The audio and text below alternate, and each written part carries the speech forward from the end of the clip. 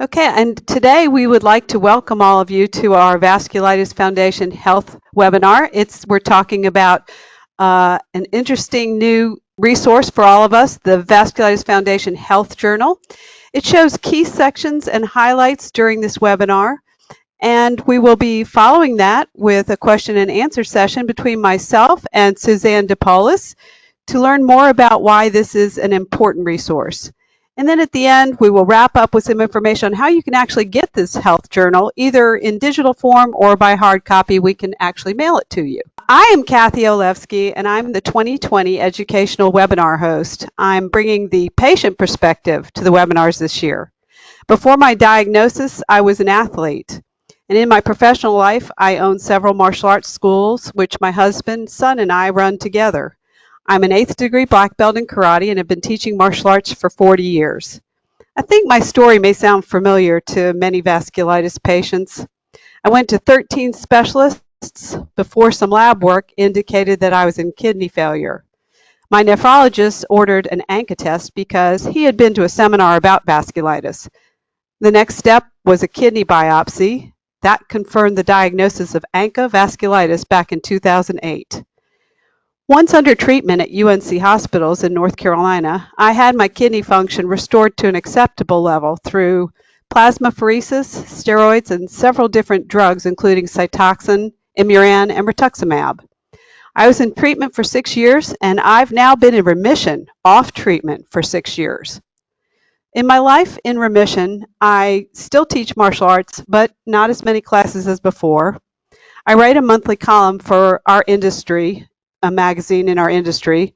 I'm a blogger for Black Belt Magazine, and I'm a speaker at conventions on the topics of teaching martial arts, women's empowerment, and running small businesses. And I can tell you I've been lucky enough in my remission to travel as far as Australia and New Zealand as a professional speaker. And now I would love to introduce our host guest for today, which is Suzanne DePaulis. Although Suzanne has held many jobs, she's always a teacher at heart. She spent many years in the classroom before moving on to train future teachers in the field of science. Now Suzanne looks for opportunities to pass on knowledge to others. Since being diagnosed with eGPA in 2007, she's moved that passion into teaching fellow patients, caregivers, and medical personnel about eGPA and other types of vasculitis. She does that through speaking at medical conferences and posting her creative writing and medical research findings on social media channels. Now Suzanne looks for opportunities to pass on knowledge to others. Since being diagnosed with eGPA in 2007, she has moved that passion into teaching fellow patients, caregivers, and medical personnel about eGPA and other types of vasculitis. She does that through speaking at medical conferences and posting her creative writing and medical research findings on social media channels. Suzanne was recently appointed as the president of the board of directors of the Vasculitis Foundation. She spends most of her time these days listening to and teaching vasculitis patients. She wants to help them acquire the knowledge needed so that they can be an active part of their healthcare team. She's not shy about being a medical research geek and is constantly scanning the latest research to find information that will help both herself and fellow patients live better lives. She truly believes knowledge is power and that with power we can change the world. Suzanne truly is a lifelong learner and teacher. Hi, everyone. Let me give you a walkthrough of the journal. It contains a lot of different very useful pages. We have a page for medical history where you can put down all your names of your past medications, surgical procedures, major illnesses, and vaccinations. There's a great page on family medical history, which is wonderful because then you only have to write it one time and you can make copies of it to hand to new doctors. Also, I don't know about you, but I find it really hard to keep track of doctor appointments. When did I have them? What tests were taken? Did they tell me anything new or prescribe a new medication? So the doctor appointment log page is very good for tracking all that information. There's also another page for medical appointment logs. That way you know, why did you actually visit a doctor? what was your actually diagnosis or outcome, and you can write down any additional notes. And all these pages, by the way, are interchangeable. You'd only have to use the pages that are necessary for your condition. Sometimes when you go to a doctor, you're not sure if that's the right doctor for you. So we've also included a doctor comparison worksheet. That way you can compare doctors. This to me is one of the most important forms in the entire journal, is a doctor visit preparation form. Here, I have to write down, why did I actually schedule this appointment? Sometimes you schedule an appointment, but you're feeling better, so you forget why you actually scheduled it. So it's always nice to write it down so you have it. Also, in the question section, write down questions for your doctors. I have been known to just hand them this form, and that way they see my exact questions. There are too many times when I leave a doctor's office, I get in my car and I'm like, oh my God, I forgot to ask the question that I went in there for. And then I have to do it through email or through voicemail. So this is wonderful to have all the questions written down. I have I have some doctors that truly appreciate this because they walk in and they're like, where's your sheet? And I hand it to them. They're like, okay, so these are the things we need to cover during your appointment. There's also a symptom log, so you can log your symptoms. We've got questions about your treatment, which is a lot like the previous one, but this may work better for some people. Medical bills and expense tracker. I don't know if you've done your taxes yet this year, but this is a wonderful thing. So you can record mileages and expenses, including parking fees. And that way you can take it off on your taxes. And it's all in one place. Medication list. Always nice to have it, always good to update it. I know a lot of us do things like this on our phones, but I have a problem with my phone in two of the medical facilities that I go to. Unfortunately, my phone doesn't work. They're brick buildings, something goes on there, my cell phone service doesn't work. So I cannot easily pull up my medication list. So it's always nice to also have it in paper form. Also, typical pages, which you'll see, are about your allergies, medical dosing. When did you last refill your medication? You might want to keep track of that. Pill identification chart. Okay, I admit it, I have dropped pills on the floor and have no idea which pills they are. Normally, I look at the pill, I'm like, I take a picture, I go to Google, I try to figure it out. Well, I found out what I can do here is I actually take pictures of my pills and I actually tape them to this page. And that way I know which ones they are with their little numbers on them in case I get them mixed up, or, my pill caddy opens up in my purse and I need to resort them. And come on, I know that's happened to some of you guys too. Here's another one for visual pill chart. We have vitamins and supplements. Remember, vitamins and supplements are just like medications. They can interact with what you're doing with your doctor. So it's very important to keep track of them and be honest with your doctor about what you're taking. Surgical history record, labs, x-ray, and special procedures. Sometimes when a doctor asks you, when was your last CT scan, you have no idea. You honestly don't remember the date of it. Or you're like, wow, that was 3 years ago. So here you can record them down, and that way you know exactly when your last one was. Dental work. As vasculitis patients, we're so busy with all of our specialists, sometimes we forget to go to the dentist. And sometimes we forget what goes on at the dentist. This is important, especially if you're on prednisone. It can affect the health of your teeth. So it's very nice to have a record of what you're doing, and it reminds you, oh, I need to go to the dentist again. And then we get onto our tracking pages. We've included a large number of tracking pages. And the idea here is that you do not need to use every single page. Pick the pages that are best for your illness and your symptoms. Do not feel like you have to fill in every single page inside this journal. So we have tracking pages, and I'm just going to go through them rather quickly. to just show you what type of tracking pages we have. We have tracking pages for blood pressure tracking. And here's another one for when you're active and if you need to take your blood pressure. We have a blood sugar tracker. And we've given you options here. We've also have a cholesterol level tracker. There's a blood glucose tracker. I think the pictures are kind of cute on this one. I do have to admit that. We have insulin shot records. Some of our patients we have found need blood coagulation records. So we've included a page for that. We've included a page for pain tracker.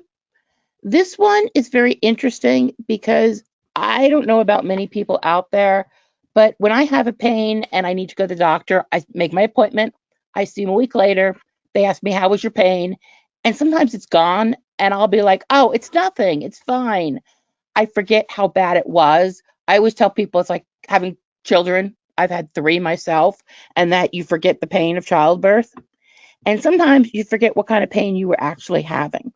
So here it's nice to record it so you can remember it. So when you talk to your doctor about it, you can be honest about what your pain level actually was.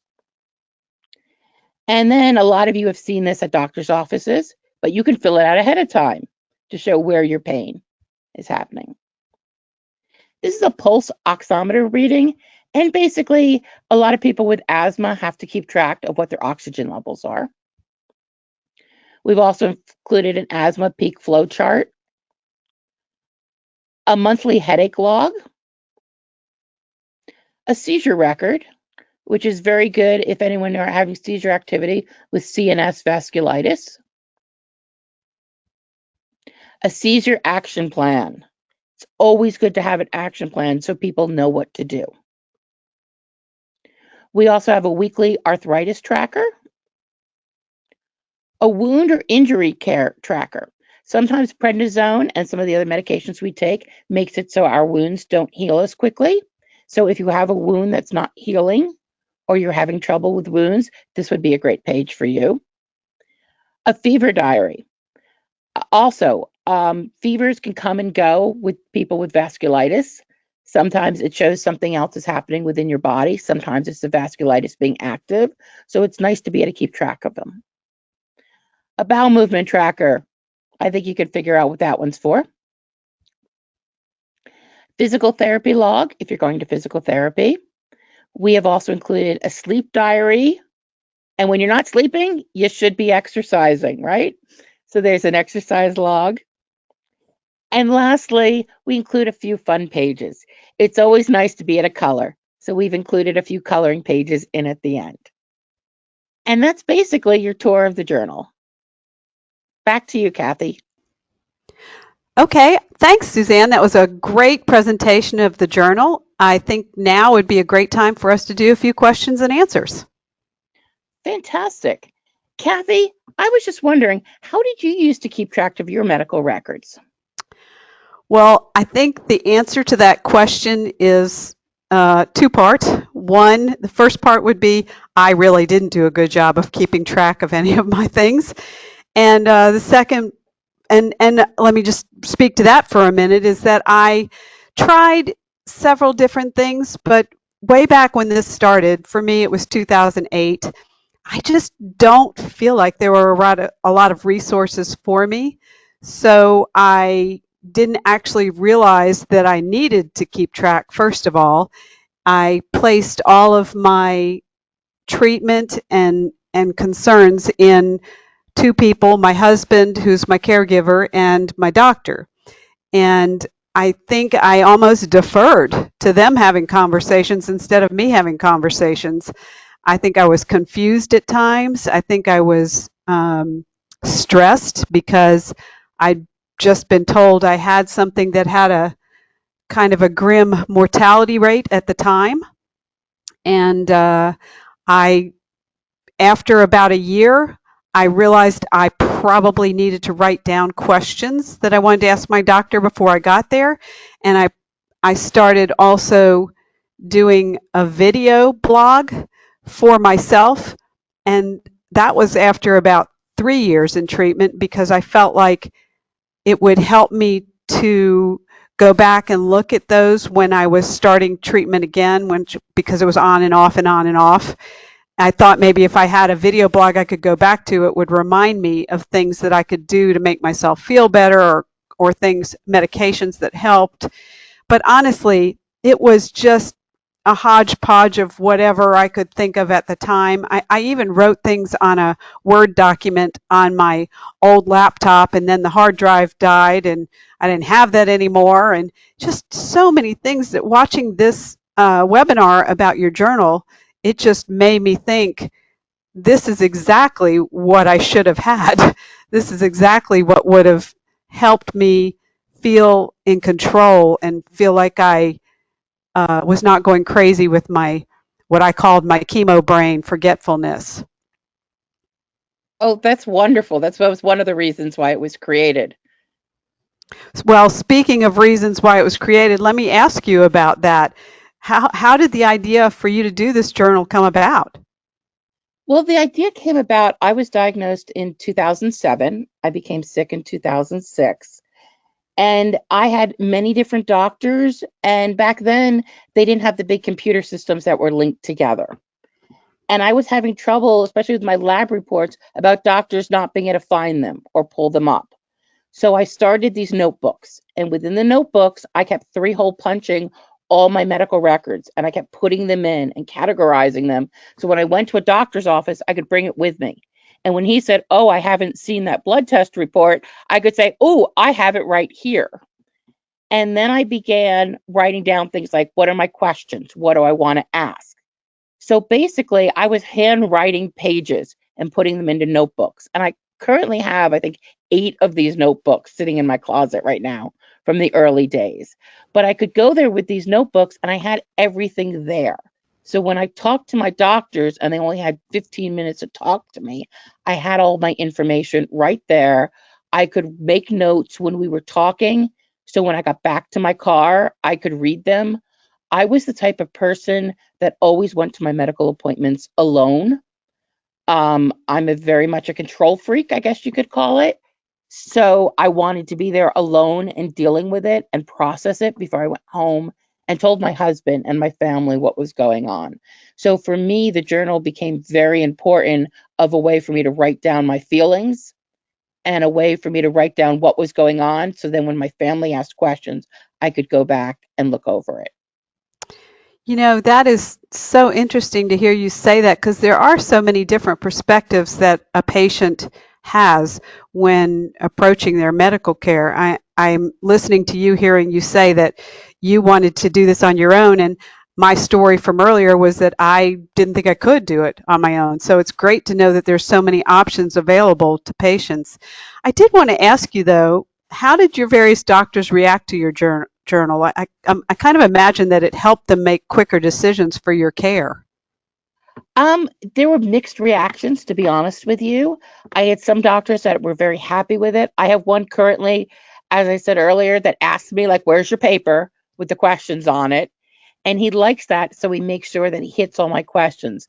I've had a couple doctors who kind of like roll their eyes when they see it or see me walk in with it.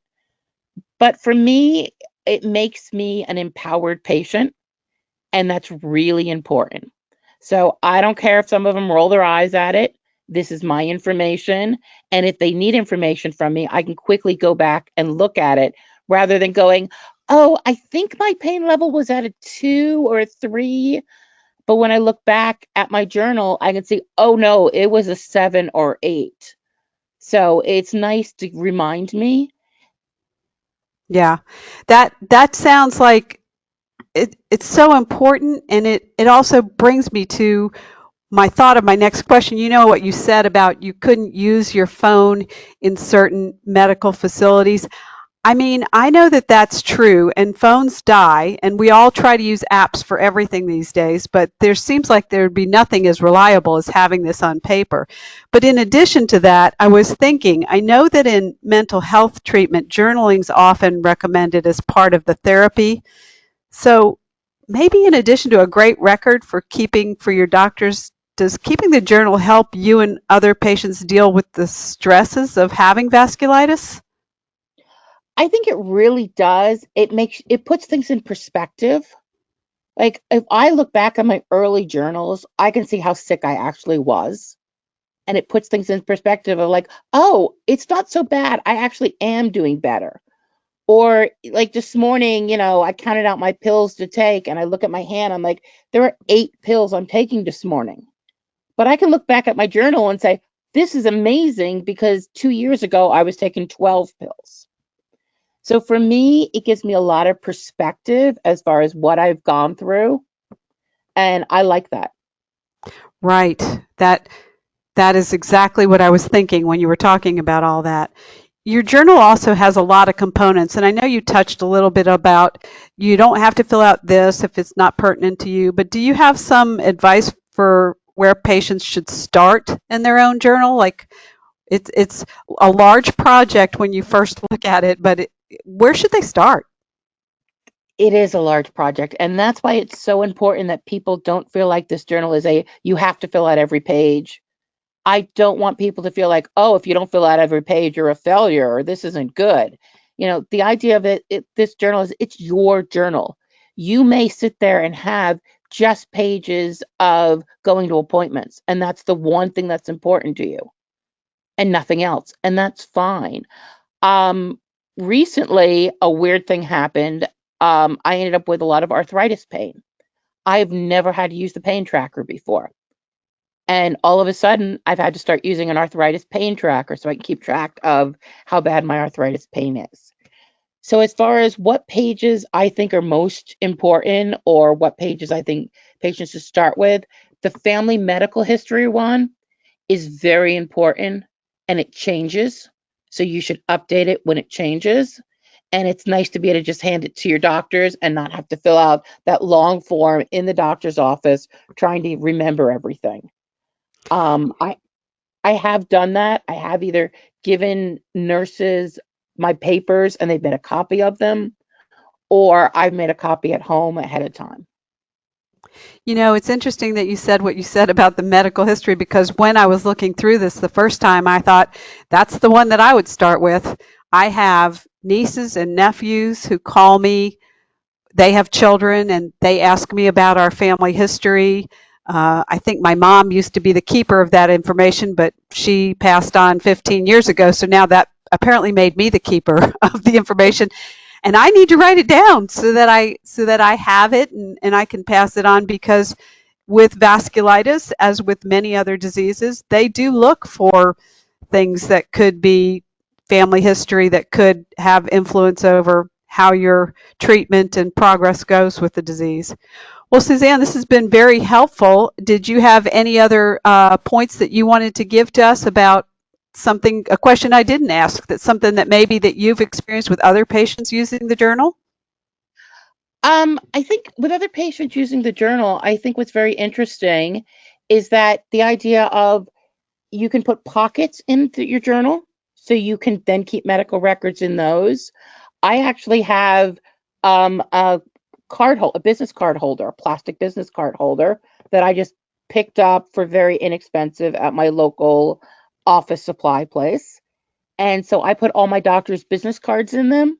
So if I don't have the number on my phone or, you're filling out forms and they want to know your doctor's addresses or things like that, I can just look at that on my all the business cards inside the little plastic thing. I've also added to mine, and I know a couple other patients have also, is another plastic insert so you can put CDs of your different CT tests or MRIs when you get them on CDs and you can throw them in there. And there are times when I've been to doctors and they've wanted to know, like, well, I want to see the actual MRI. I don't just want the report from it. And I can actually pull it out and I have the, CD on me. That's So, genius.